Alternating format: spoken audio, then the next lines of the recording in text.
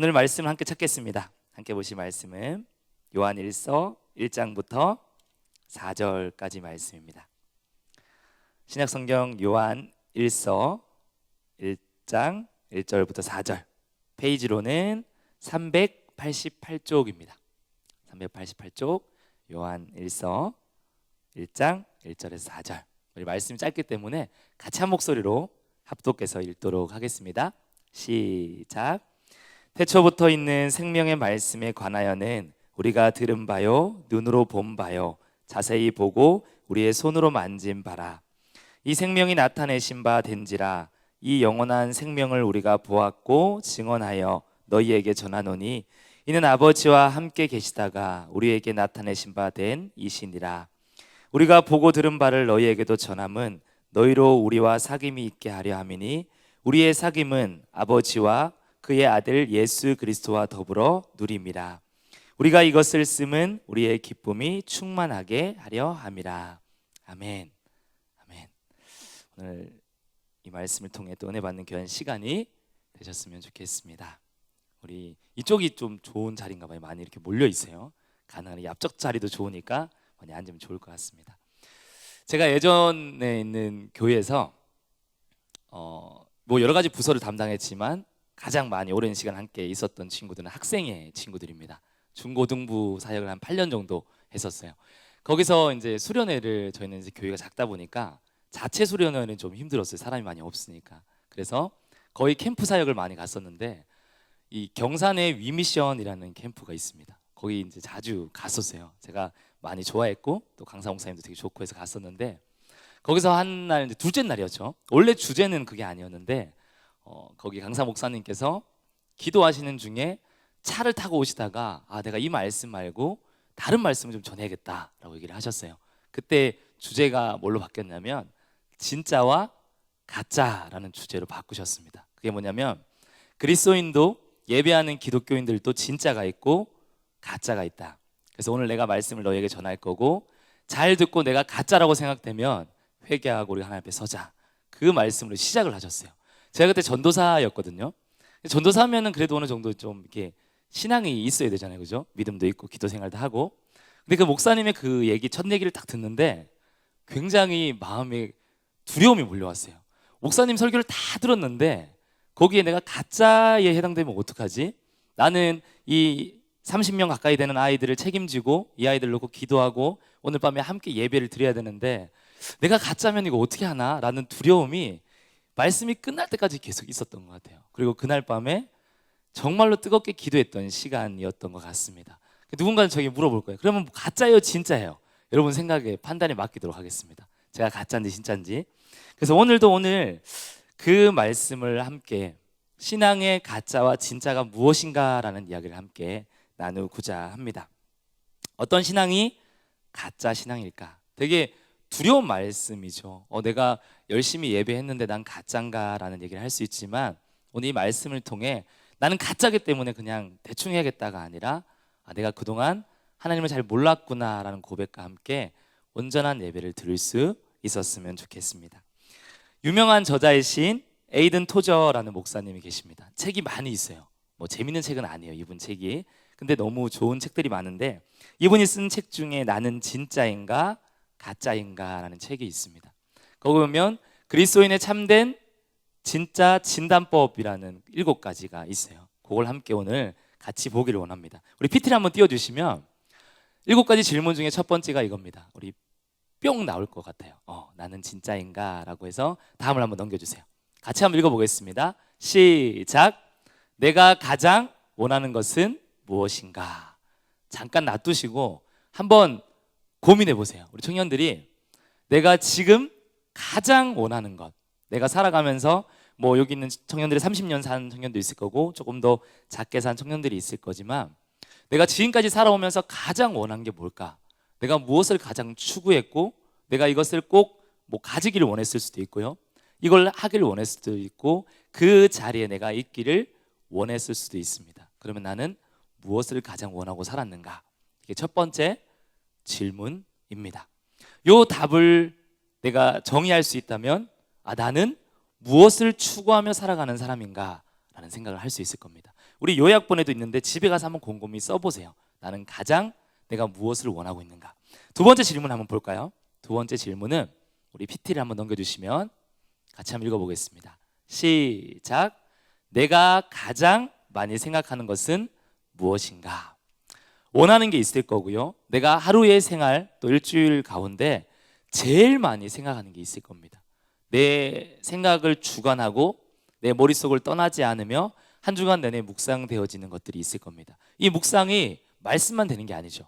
어떤 영화가 될 수도 있고요. 어떤 책이 될 수도 있고 어떤 사람이 대상이 될 수도 있을 겁니다. 내가 가장 많이 무엇을 생각하며 살아가고 있는가? 그러면 나는 지금 어디에 집중하고 있는가를 볼 수 있을 겁니다. 마태복음 6장 21절 말씀에 보면 이렇게 적혀 있습니다. 내 보물이 있는 그곳에 내 마음이 있다. 내가 생각하고 있는 그것이 사실은 나를 붙들고 있는 겁니다. 내가 가장 소중하고 생각하고 있는 그것을 가장 많이 생각하기 때문입니다. 우리 세 번째 한번 볼까요? 세 번째 질문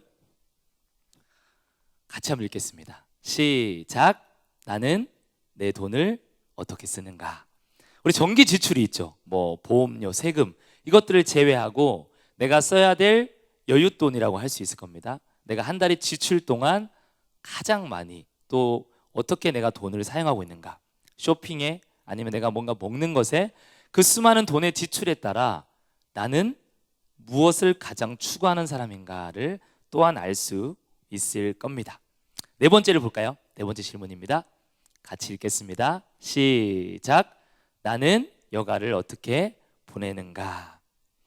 우리가 일을 하고 공부를 하고 반드시 써야 될 시간 외에 나는 이 여유 있는 시간, 남은 시간을 무엇을 하며 보내는가?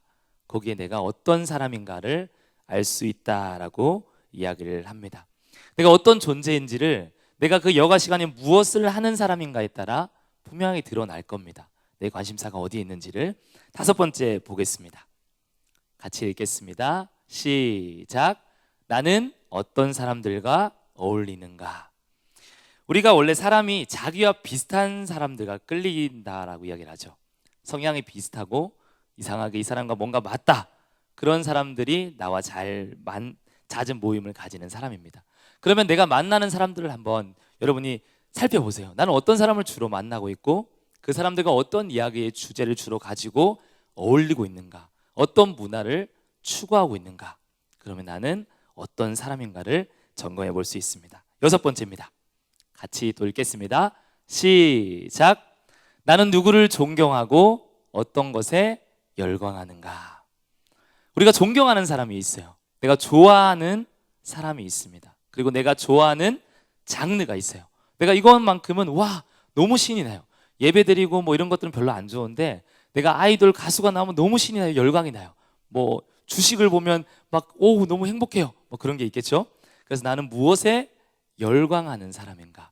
내가 살아오면서 존경했던 사람은 어떤 사람인가를 통해 나라는 사람을 볼 수 있다라고 합니다. 마지막 질문입니다. 같이 읽겠습니다. 시작. 나는 무엇을 보고 웃는가? 저속한 농담이나 저질스러운 영상이나 그런 것들을 보며 누군가를 비난하고 욕하고 누군가를 깎아내리는 그 장면을 보며 나는 행복해하는가? 내가 정말로 웃음을 짓는 그 포인트는 무엇인가에 따라 나는 어떤 사람이고 나는 어떤 존재인가? 내 마음의 상태는 어떠한가를 알 수 있다라고 합니다. 이 7가지가 요약하게 적혀 있고요. 곰곰이 저도 한번 생각해 봤어요. 나는 무엇을 원하고 나는 어떤 시간을 가지고 나는 무엇에 열광하고 나는 어떤 일에 웃는가? 곰곰이 생각하면 할수록 나도 하나님보다 더 좋아하는 것들이 너무 많구나라는 생각들이 많이 들었습니다. 그리고 청년들도 나는 지금 어디에 있고 나는 지금 무엇을 하고 있는가? 이 말을 좀 쉽게 정리하면 이겁니다. 여러분 7가지 항목 가운데서 나는 예수라는 이름이 단 하나도 없다. 나는 단 하나도 하나님의 관계된 일들이 7가지 질문에 포함되어 있지 않다라고 한다면 여러분이 이 다음 질문을 얘기할 수 없을 겁니다. 이 다음 질문을 정리해보면 이렇게 얘기할 수 있을 것 같아요. 넘겨주시고요. 같이 읽겠습니다. 시작. 나는 예수를 믿는 누림이 있는가? 내가 예수님을 믿고 있는가? 그리고 내가 그 예수님을 믿는 믿음의 기쁨이 있는가? 내가 예수를 믿으면서 내 삶 가운데 풍성하게 누리고 있는가에 따라 아마 7가지 항목 가운데서 많은 부분들이 드러날 겁니다. 근데 그것이 하나도 없다면 우리는 이 질문에 대답할 수 없을 겁니다. 내가 예수를 믿지만 나는 그분과 별로 상관없는 사람일 수도 있습니다. 조금 더 길게 얘기하면 그런 거죠. 내가 어떤 일이 웃는가, 내가 웃음이든지 물질의 사용이든지 만나는 사람이든지 하고 있는 일이든지 만족감이든지 그 수많은 분야와 일들 중에 내가 예수님을 믿는 누림이 있다면 그 누림 가운데 드러날 겁니다. 그 질문 속에, 관심 속에, 생각 속에 묻어 나올 겁니다. 그래서 여러분이 한번 점검해 보세요. 나는 예수 믿는 누림이 있는 사람인가? 오늘 말씀을 한번 볼까요? 우리 3절입니다. 3절에 이런 표현을 쓰고 있습니다. 말씀 한번 띄워주시고요. 같이 읽겠습니다. 시작. 우리가 보고 들은 바를 너희에게도 전함은 너희로 우리와 사귐이 있게 하려 함이니 우리의 사귐은 아버지와 그의 아들 예수 그리스도와 더불어 누림이라. 아멘. 여기 많은 이야기들이 담겨 있습니다. 내가 너희와 사귀고 싶어 라고 얘기하죠. 내가 너희와 교제하고 싶어. 내가 너희에게 이 편지를 쓰는 것은 내가 너희와 좀 친하게 지냈으면 좋겠어. 이게 요한이 서신서를 보냈던 이유입니다. 근데 그 뒤쪽에 말씀을 보면 단순히 그냥 내가 너랑 밥 먹고 내가 너랑 좀 많이 알고 내가 너랑 교제하고 너라는 사람에 대해서 많이 풍성하게 알기를 원해 정도가 아니라 그렇게 교제함으로써 무엇을 알기 원하면 믿음을 통해 그리스도와 연합되는 것을 너희가 알고 성령의 내주함을 통해 하나님과 친밀히 교제하는 것이 무엇인지를 너희가 알기를 원해. 좀 더 쉽게 얘기하면 이런 겁니다. 내가 풍성하게 누리고 있는 하나님을 믿는 이 기쁨을 너희에게도 전해주고 싶어. 그게 이 서신서의 첫 서두의 내용입니다. 아마 성경의 수많은 저자들의 내용이 여기에 똑같을 겁니다. 성경 쓴 이유가 뭘까요? 66권의 수많은 저자들이 있죠. 하나님께서 성령의 감동으로 쓰셨을 겁니다. 근데 단순히 기계적으로 감동을 썼다면 이 사람들이 이렇게 풍성하게 쓰지는 못했을 거예요. 그냥 이렇게 하나님께서 쓰시는구나. 사실은 이 66권의 문학적인 장르가요 굉장히 다양합니다. 그리고 각자의 지식의 수준에 따라 표현도 달라요. 사도 바울과 같이 많이 배우신 분들은 서신서를 보면 말씀이 조금 어려워요. 그런데 조금 편하게 쓴 말씀도 있습니다. 문학에 따라, 지식에 따라, 환경에 따라 각자가 다르게 성령의 감동으로 성경을 썼어요. 근데 그 목적은 하나입니다. 그게 뭐냐면 내가 만난 하나님을 너희에게 전하고 싶어. 내가 누렸던 이 기쁨을 너희에게도 전했으면 좋겠어. 그게 성경이 적혀 있던 그 기쁨입니다. 이 기쁨은 충만한 기쁨을 함께 동반한다라고 하죠. 4절 말씀에 보면 이렇게 적혀 있어요. 우리 4절 말씀 한 번 더 같이 읽어보겠습니다. 시작. 우리가 이것을 쓰면 우리의 기쁨이 충만하게 하려 함이라. 본인들이 기쁘대요. 왜 기쁠까요? 내가 나누고 전했더니 그 나눔을 받은 그 사람이 똑같이 나눔을 누리고 똑같이 즐거워하고 기뻐하는 거예요. 그래서 그 모습을 보면서 기쁘다라고 표현합니다. 근데 이것이 단순히 요한만이 아니라 서신을 보낸 사람만이 아니라 서신을 받는 사람도 동일한 기쁨을 누리는 것을 이야기하고 있다는 사실입니다. 그러면 이걸 바꾸면 이렇게 얘기할 수 있을 것 같습니다. 예수 믿는 사람은 누림이 있습니다. 그리고 예수 믿는 사람은 기쁨이 있습니다. 이렇게 얘기할 수 있을 것 같아요. 우리 청년들이 예수를 믿으면서 누림이 있는가? 예수를 믿으면서 기쁨이 있는가? 아니면 아무런 감정이 없는가? 여러분의 스스로가 나는 예수를 왜 믿는가? 라는 질문을 던져 봐야 될 것 같습니다. 너무 진지해요. 제가 너무 진지한 얘기를 했나 봐요. 표정들이 다들 변비 걸린 표정이에요. 좀 편안하게 얘기를 해볼게요. 얼마 전에 전화가 왔습니다. 울산에 전화가 왔어요. 그분이 이제 제가 전도사 때 집사님이셨어요. 저랑 나이 차이가 얼마 안 나시는 분인데 이제 갑자기 제 생각이 나더래요. 우리 한태균 전도사님 말씀이 너무 재밌고 즐거웠는데 제 자랑하는 거 아니에요. 그분이 얘기해요. 고개를 흔들지 마세요. 그분이 저를 찾아봤대요. 유튜브에 혹시 있지 않을까라고 해서 쳐보니까 제가 있는 거죠. 여러분 구독과 좋아요 알람이 많은 세계인들에게 말씀을 증거되는 놀라운 은혜가 있습니다. 한 명 늘었어요. 25명. 여기 앉은 분이 50명. 반은 배신자들입니다. 구독과 좋아요 눌리세요. 근데 그분이 보시다가 이제 청년부 설교를 보신 것 같아요. 보셨는데 우리 사모한테 이제 바로 피드백을 하셨어요. 전화를 와서 그 말이 뭐냐면, 야, 한전사님 원래 진짜 너무 재밌어서 설교 때마다 기대되고 막 배꼽이 빠졌는데 재미가 없어졌더라. 그 얘기를 굳이 울산에서 전화해가지고 하는 이유가 뭘까요? 은혜는 있는데 뒤에가 중요해요. 재미가 없더라. 그래서 제가 하루에 시리를 빠졌어요. 나 되게 재밌는 사람인데 왜 재미가 없을까? 여러분, 원인이 뭔지 알아요? 여러분들이에요. 제가 무슨 얘기를 해도 여러분이 반응이 없어요. 막 열심히 얘기하잖아요. 해봐라. 그러니까 제가 막 소심해지는 것 같아요. 얘기를 해도 안 웃겠지, 재미없겠지 생략이 되고 있습니다. 여러분, 전 재밌는 사람이에요. 넘어가겠습니다. 기분이 좀 풀리셨죠? 이제 변비 걸린 표정을 푸시고요. 다시 보겠습니다. 우리가 신앙생활을 하면 굉장히 많은 여러 가지 다양한 영적인 상태에 머물러 있을 겁니다. 첫 번째 단계가 뭐냐면 하나님과 관심이 없는 상태, 혹은 하나님과 아무런 상관없는 상태라고 이야기할 수 있을 겁니다. 우리 고등학교 다니면서 저거 있죠. 수포자, 영포자. 뭐 수포자는 두 개를 다 포함하고 있죠. 수학 포기자, 좀 더 나아가면 수능 포기자, 뭐 수포자, 영포자, 뭐 여러 가지 포기자들이 많이 있습니다. 다포자도 있죠. 다 포기하고 모르겠다, 뭐 이런 학생들이 많이 있어요. 근데 그 친구들은 학교는 나와야 돼요. 어쨌든 졸업은 해야 되니까. 그래서 그 자리에 앉아 있는데 선생님 말씀이 들어올까요, 안 들어올까요? 우리 수정이가 아무리 열심히 가르친다 해도 영포자들은 수업이 들어오지 않아요. 하나도 귀에 들어오지 않고 그냥 앉아서 언제 끝나냐, 점심은 언제냐, 아마 이것만 기다릴 겁니다. 매점 가야 되는데 왜 이렇게 빨리 안 맞춰주지? 우리 수성 선생님은 말이 너무 많아, 뭐 이렇게 얘기를 할 거예요. 그런 것처럼 그 친구들은 똑같은 현장과 똑같은 자리와 그곳에서 함께 영어 수업을 듣고 수학 공부를 하고 공부를 하지만 사실은 영어에, 수학에, 국어에 아무런 관심이 없는 사람들이 있다라는 사실입니다. 무엇을 얻고자 하지도 않고요, 무엇을 듣고자 하지도 않고 내가 뭔가를 해야겠다는 생각도 없습니다. 근데 교회 안에 생각보다 굉장히 많이 예포자들이 있습니다. 예포자가 뭐죠? 예수님 포기한 사람들. 교회는 나와요. 예배당에 존재는 합니다.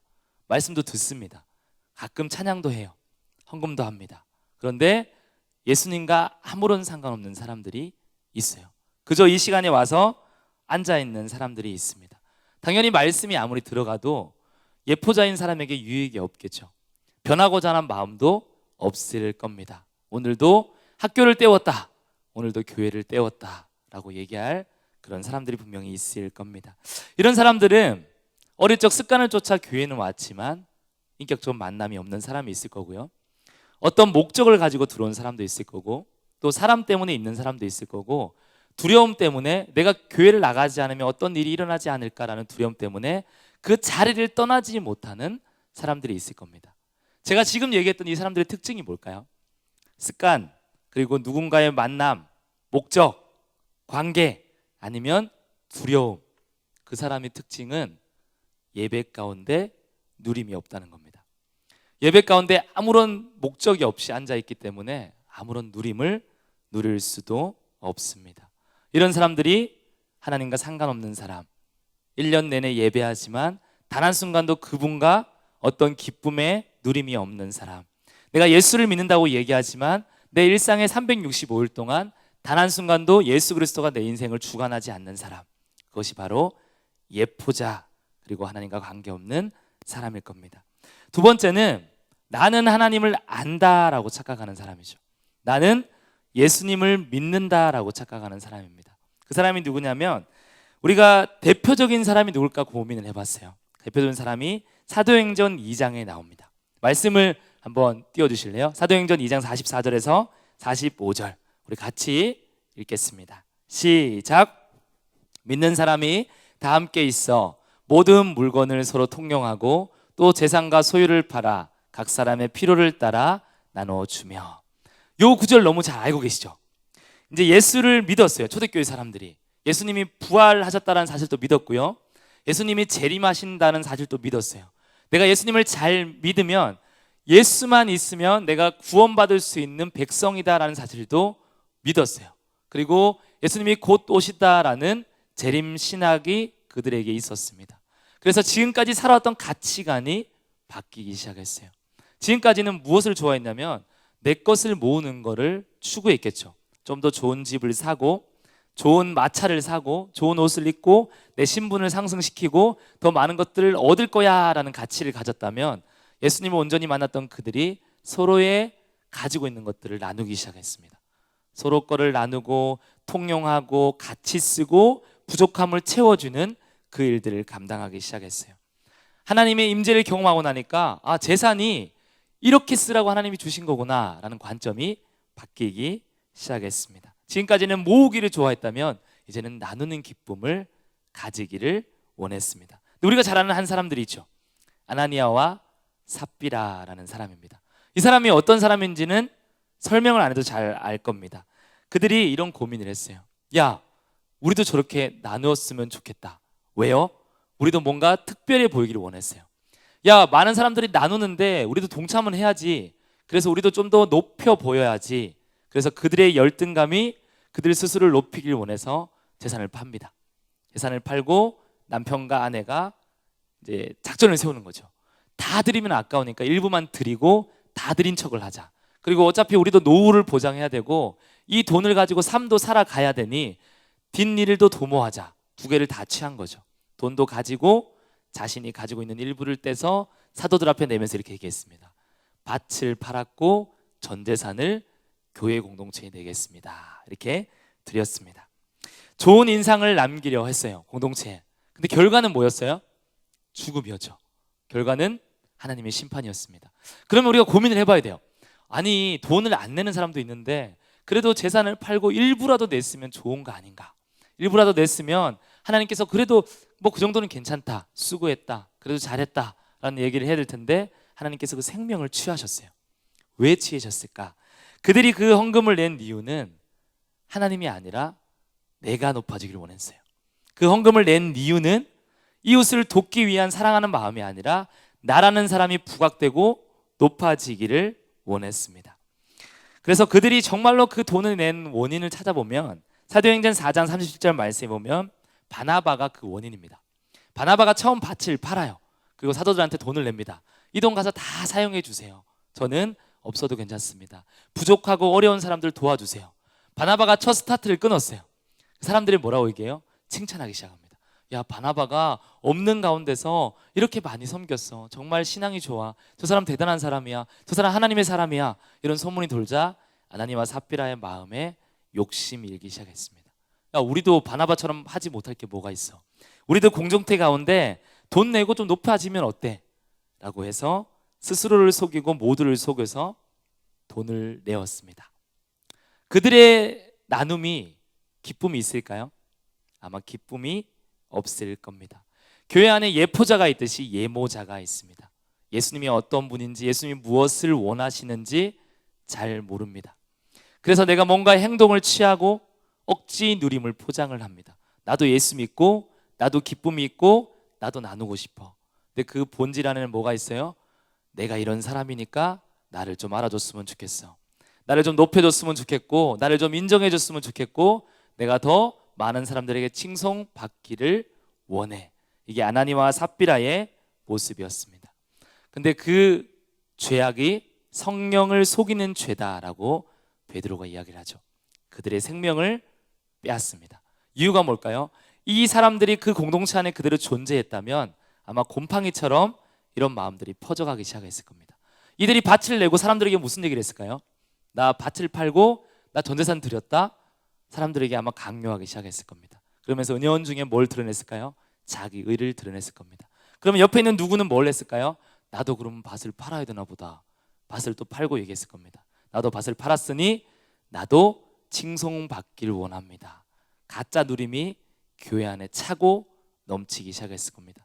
그 싹을 베드로 사도가 끊었어요. 이 악을 끊어버렸습니다.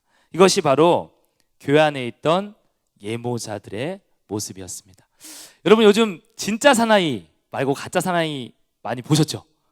인기가 많아진 만큼 또 핫하게 또 구설수에 많이 오르고 계시더라고요. 한참 막 인기가 많더니 저는 1기가 끝나고 뭐 이게 1000만이 사람들이 봤다고 해서 그렇게 재밌나라고 봤더니 기분이 되게 안 좋더라고요. 저는 군대에서 그렇게 많이 굴렀는데 또 굴른 영상을 보니까 하나는 있어요. 왜 사람들이 좋아하는지 알겠어요. 대리만족이죠. 나는 고생 안 하는데 쟤들은 고생하니까 뭔가 쾌락이 있더라고. 야, 저거 나도 옛날에 굴렀는데, 물론 그 정도 훈련 받았으면 여기 제가 없을 거지만, 다시는 저는 절대로 그렇게 못할 것 같지만 열심히 훈련을 받는 모습들을 통해 많은 사람들에게 이슈가 됐습니다. 근데 제가 그런 생각을 곰곰이 해봤어요. 진짜 사나이, 가짜 사나이에 나오는 사람들이 많이 유명한 사람들이죠. 유튜버로 유명한 사람들이에요. 뭐 유명세를 타기 위해서 올라온 사람들이 대부분일 건이고, 그리고 자기를 변화시키기 위해서라는 얘기들을 많이 했어요. 그 의견에 저도 뭐 맞다라고 생각을 합니다. 내가 도전하고 새로움을 가지고 뭔가를 노력해봐야겠다, 이런 생각이 있을 겁니다. 근데 만약에 카메라가 돌지 않는다면 어떨까? 이 사람들이 유튜버의 방송이 송출되지 않고 그냥 정말로 당신이 변화되기 위한 프로그램입니다 라고 해서 이 가짜 사나이 프로그램에 딱 참석을 했어요. 머리를 박고 바닷물을 먹으면 아마 그 자리에 몇 명이나 남아 있었을까라는 의문을 제가 던져봤습니다. 유튜브 방송이 그들이 보진 않겠죠? 아마 제 생각에는 단 한 명도 그 자리에 있지 않을 겁니다. 그들이 원하는 건 사람들이 보여지는 모습이에요. 나라는 사람이 비춰지고, 나라는 사람이 유튜브에 많이 알려지고 구독자 수가 늘고 유명해지는 것, 그것이 첫 번째이고, 그 다음에 부수인 것들이 있겠죠. 내가 조금 변화되고 내 의지가 다시 새롭게 되고 내가 좀 더 많은 것들을 할 수 있는 사람으로 바뀌는 것, 요건 아마 요 정도 있다면 첫 번째 목적이 아마 이만큼 있을 겁니다. 아나니와 삽비라라는 사람이 그와 같았습니다. 우리 안에 그런 사람이 있을 수도 있습니다. 내가 누군가에게 드러나고 싶어서 내 의로 열심을 다하는 거짓된 누림을 가진 사람이 또한 있을 수도 있을 겁니다. 우리 청년들이 예수님을 믿잖아요. 믿으시죠? 안 믿으시나요? 믿으시죠? 믿기는 믿죠? 조금 믿죠? 가끔 믿죠? 믿어요. 그죠? 믿어요. 믿는데 그 예수님을 믿으면서 여러분의 어떤 경험이 있나요? 내가 예수님을 믿었더니 이런 변화가, 이런 기쁨, 이런 감사가 내 삶 가운데 있습니다 라는 간증이 여러분 가운데 있기를 원합니다. 첫 번째와 두 번째, 예포자와 예모자는 좀 무서운 표현으로, 좀 편한, 좀 더 순화된 표현으로 아직은 가짜인 신앙이죠. 아직은 예수님을 믿지 않는 신앙입니다. 믿는 척을 하는 거죠. 내 스스로를 속이고 믿는다라고 착각을 하는 겁니다. 첫 번째는 믿지 않는 사람일 확률이 훨씬 더 클 겁니다. 제가 이런 말을 했어요. 아직은, 나 가짜야가 아니라 아직은입니다. 아직은 예수를 모르는 사람들입니다. 그러면 우리가 정말로 예수님을 믿는 삶은 무엇일까를 고민을 해야 됩니다. 결국은 가짜 신앙은 인스턴트 신앙입니다. 내가 뭔가를 빨리 얻기를 원해요. 기도도 해보고 말씀도 해보고 노력을 하지만 금방 무너지는 이유는 금방금방 뭔가를 얻기 위해서 예수를 위해 노력하지 않는 신앙입니다. 균형 감각이 없어요. 그래서 뭔가 일이 생기면 치우치고 넘어지는 사람들이 많이 있습니다. 이 모든 신앙의 특징은 누림이 없습니다. 멍에는 있어요. 십자가도 집니다. 힘도 듭니다. 고난도 있습니다. 그러나 예수 믿는 누림이 없어요. 삶 가운데 내가 예수님을 믿습니다라고 하는 7가지 질문 가운데 어떤 것도 예수 그리스도와 함께하는 무엇인가를 얘기할 수 없는 신앙입니다. 그래서 가짜다라고 이야기를 하고 있습니다. 우리가 누림이 있잖아요. 어떤 방향으로든 어떤 삶의 형태로든 누림이 향기처럼 드러날 수밖에 없습니다. 누림이 있는 사람은 반드시 뭐가 동반되냐면 나눔이 동반됩니다. 내가 예수 그리스도를 풍성하게 누리면 누릴수록 내가 뭘 하고 싶냐면 이 누림을 함께 나누기를 원합니다. 우리 오늘 함께 보셨던 말씀 한번 다시 볼게요. 3절 4절 말씀입니다. 3절 4절 말씀 같이 한번 읽어보겠습니다. 같이 읽겠습니다. 시작. 우리가 보고 들은 바를 너희에게도 전함은 너희로 우리와 사귐이 있게 하려 함이니 우리의 사귐은 아버지와 그의 아들 예수 그리스도와 더불어 누림이라. 요한은 자기가 지금까지 살아오면서 가장 즐겁고 가장 강력하고 가장 기쁘고 무엇과도 바꿀 수 없는 소식, 기쁨, 그 기쁨을 나누기를 원했어요. 사실 우리가 풍성한 누림은 강제적인 나눔이 동반됩니다. 왜냐하면 내가 너무 많이 풍성히 누리잖아요. 전하지 못해서 막 입이 근질근질 할 겁니다. 여러분이 만약에 로또에 당첨됐어요. 그럼 여러분이 지인에게 얘기하고 싶을까요? 안 하고 싶을까요? 안 하고 싶고 혼자 쓸 거예요. 무서운 사람들입니다. 좀 더 단계를 낮춰봅시다. 무서운 사람들. 자, 이마트에 TV가 100대만 100원에 팔아요. 100인치 TV가. 나눌 거예요, 안 나눌 거예요? 안 나눌 거예요? 뭘 나눌 거예요? 내가 가지고 있는 기쁨이 클수록 사실은 흘러 넘치게 됩니다. 그 나눔이 우리 안에 있습니다. 요한복음 15장 11절 말씀에 보면 이렇게 얘기합니다. 띄워줄 수 있나요? 요한복음 같이 읽겠습니다. 시작. 내가 이것을 너희에게 이름은 내 기쁨이 너희 안에 있어 너희 기쁨을 충만하게 함이라. 내 기쁨이 너희 안에 있다. 내가 나누는 기쁨도 있지만 내 기쁨을 나눌수록 그 안에 있는 기쁨이 커지기 때문에 내 기쁨이 너희 안에 있다 라고 이야기를 하고 있습니다. 세상은 나눈 것을 인색해요. 세상은 주는 것을 아까워합니다. 내 것을 빼앗기는 것을 억울해합니다. 근데 예수 믿는 사람은 좀 달라요. 예수 믿는 기쁨은 나눌수록 굉장히 많이 풍성해집니다.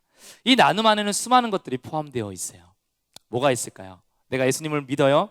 예수님을 누려요. 삶 가운데 풍성한 기쁨이 나에게 있어요. 내가 예수 믿음으로 삶 가운데 수많은 간증들이 있어요. 내가 예배하고 직장생활하고 학교를 다니고 기도하고 찬양하고 말씀 가운데 거함으로 내게 바꿀 수 없는 기쁨이 있습니다.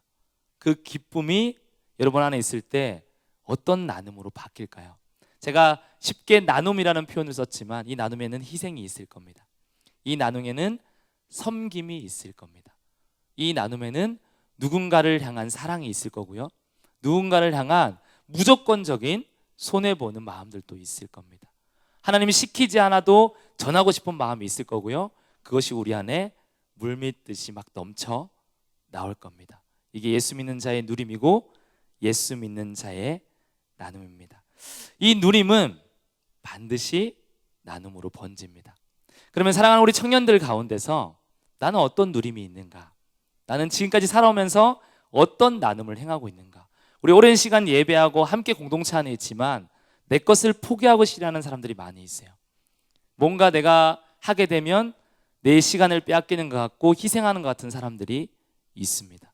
나는 그래서 못하겠습니다. 왜 내가 그걸 해야 되는지 모르겠습니다.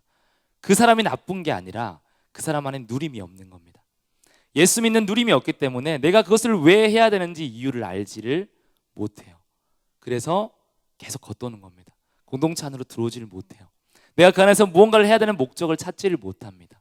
계속 예포자로, 때로는 그것이 좀 더 내가 해봐야겠다라고 생각한다면 예모자가 되는 거죠. 내가 뭔가 아는데 이거 하면 사람들이 날 알아주겠지라는 착각을 하는 겁니다. 그런데 그것이 오히려 더 공동체를 무너뜨리는 일이 될 수 있다는 겁니다. 첫 번째는 예수를 알아야 돼요.